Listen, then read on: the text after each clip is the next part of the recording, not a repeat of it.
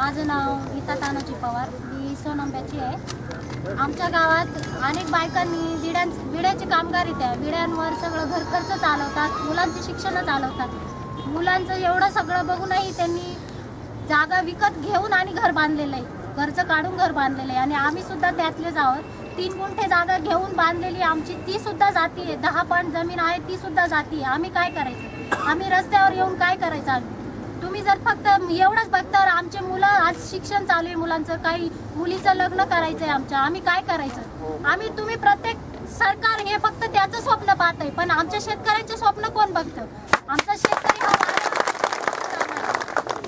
सरकारने जे काही पत्र बाहेर काढलेले त्यात त्यांनी सांगितलंय की शेतकऱ्यांनी हा रस्ता मागितलेला होता।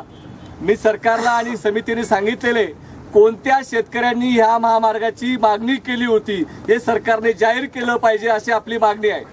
कारण कोणत्या शेतकऱ्याची मागणी नाही, परंतु सरकार कागदावरती सर्व रंगवायचा प्रयत्न करतंय।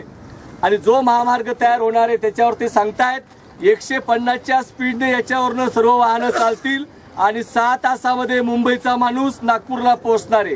कोणाला इतकी शेतकऱ्याला गरज पडली की तू 6 तासामध्ये पळत पळत चाललाय तिथं? म्हणजे या महामार्गामध्ये एकही शेतकरी चालू शकणार नाही। या महामार्गामध्ये जे 150चं स्पीड ते सांगतायत, अमेरिकेमध्ये सुद्धा 120च्या स्पीडला मर्यादा आहेत, तर 150चं स्पीड हे कुठं चालवणार आहे त्याचा जाब आपण विचारला पाहिजे। जो आपला जुना रस्ता आहे त्याच्यावरती 40 ते 60 इतक्या स्पीडने फक्त वाहनं चालतील अशा प्रकारचा निर्णय झालेला आहे। परंतु आता आपण 4 पत्र झाल्यावर पाहतोय एकही गाडी 100च्या आत चालत नाही। म्हणजे याचा अर्थ 150चा स्पीड केल्यावरती ती गाडी कोणत्या वेगाने पळेल आणि या देशामध्ये काय काय होईल हे आपण विचारही करू शकत नाही।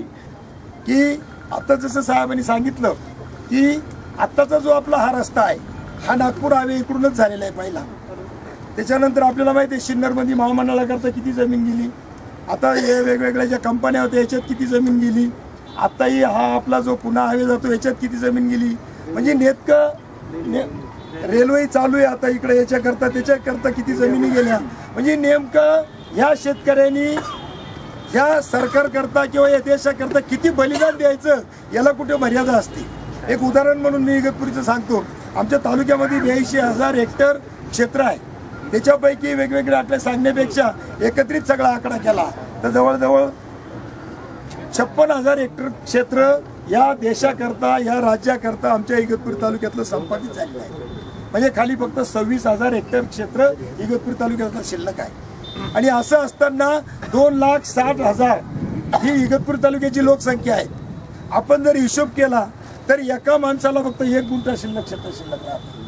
आणि अशा अवस्थेमध्ये एका तालुक्यावर किती अन्याय करायचा हे या सरकारला समजलं पाहिजे, नेत्यांना समजलं पाहिजे।